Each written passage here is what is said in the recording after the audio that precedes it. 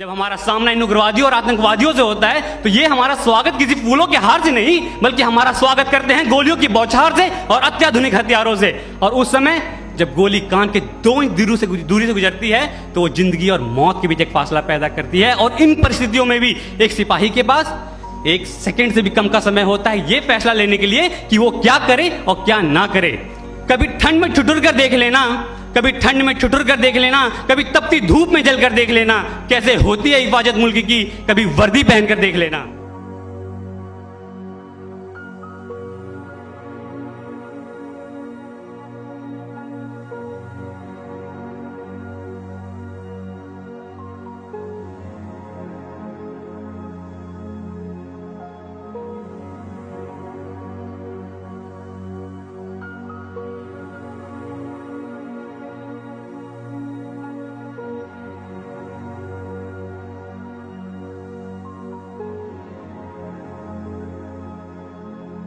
आदरणीय अध्यक्ष महोदय, निर्णायक मंडल एवं मेरे प्रबुद्ध श्रोतागण, मैं इंस्पेक्टर जीडी राजप्रकाश मिश्रा, भारत तिब्बत सीमा पुलिस बल की तरफ से आज के वाद विवाद प्रतियोगिता का विषय मानव अधिकारों का अनुपालन करते हुए देश में आतंकवाद और उग्रवाद से प्रभावी तरीके से निपटा जा सकता है कि विपक्ष में अपना विचार रखना चाहूंगा।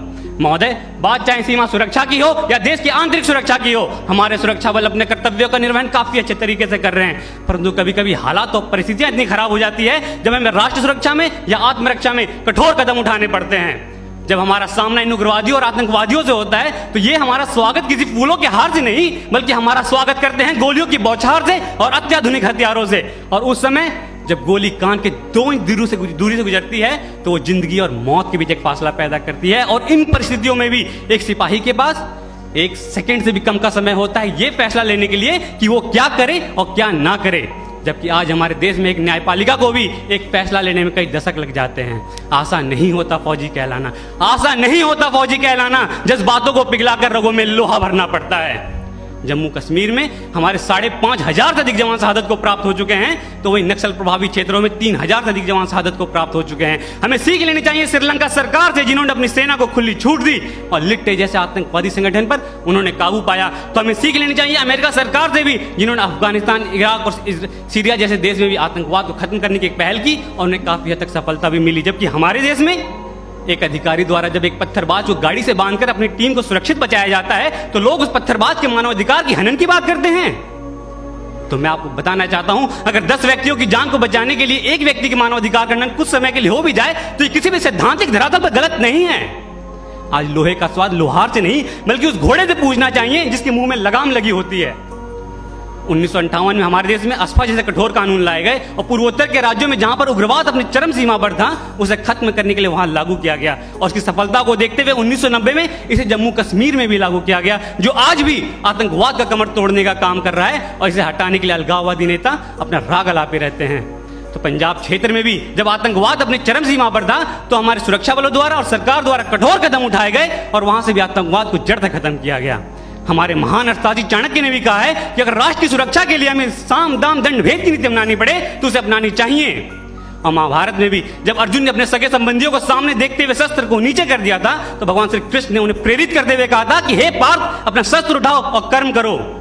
आज मानवाधिकार की बेड़ियों में बंधे होने के कारण हमारे सुरक्षा बलों को आतंकवाद और उग्रवाद से निपटने में काफी परेशानियों का सामना करना पड़ता है। और इसका फायदा हमारा पड़ोसी मुल्क मानवाधिकार को एक हथियार की तरह इस्तेमाल करके करता है, जिससे हमारे जवानों का मनोबल टूटता है। आज हमारे देश में कुछ क्षेत्र ऐसे भी हैं, अगर वहां पे कठोरता से कदम ना उठाए जाएं तो उस क्षेत्र को हमारे देश से अलग होते समय नहीं लगेगा। आज हमारे देश में निष्कर्ष रूप में यह कहना चाहूंगा कि हमें हमारे सुरक्षा बल मानव मूल्यों को ध्यान में रखते हुए अपने कर्तव्य का निर्वहन काफी अच्छे तरीके से कर रहे हैं, परंतु कभी कभी हालात और परिस्थितियां इतनी खराब होती है कि हमें कठोरता से काम करने पड़ते हैं।